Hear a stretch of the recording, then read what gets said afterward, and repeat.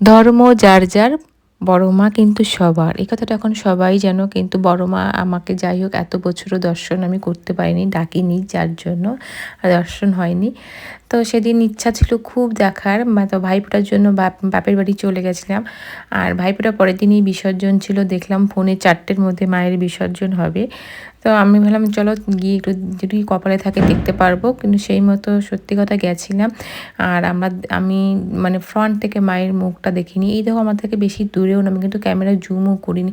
ওই যে মা বেরোচ্ছে, যেতে যেতে এত ভিড়, এত পরিমাণে ভিড়, মানে অবস্থা খারাপ। আমি বলবো যে যারা বাবা ভিড় পছন্দ করো না তারা কোনো দিন যেও না বিসর্জনের দিন। এত পরিমাণে ভিড়, মানে সহ্য করতে পারছিলাম না। আর এমন পজিশনে আমি ছিলাম, বেরিয়েও আসতে পারছিলাম। একটা সবথেকে বড় কথা, আশায় ছিল যে মাকে অন্তত একবার হয়তো ঘোরাবে, তখন মায়ের পুরো মুখটা দেখতে পারবো, কিন্তু সেই সৌভাগ্য হয়নি। কারণ মা তো তোমার ওইভাবেই বেরিয়েছে আর ওইভাবেই বিসর্জন হয়েছে। যাই হোক, যেটুকু মা দর্শন দিয়েছে এটাই আমি খুশি। ইচ্ছা আছে পরের বছর গিয়ে দর্শন করে আসব। আর ওখান থেকে বিসর্জন হওয়ার পর আমরা বেরিয়ে এসেছি, সবাই ব্যাক করছিল, আমরাও ব্যাক করছিলাম।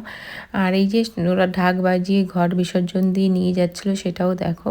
আর এখান থেকে পরে যে ঠাকুরগুলো এক এক করে বের হচ্ছিলো, বেচাকালিটা শুনে সত্যিই খুব খারাপ লাগছিলো। তখন আমরা অলরেডি ব্যাক করে এসেছিলাম, কারণ এতটা ভিড় আমরা নিতে পারছিলাম না, সব বাচ্চা কাচ্চা সবাই মিলে গেছিলাম।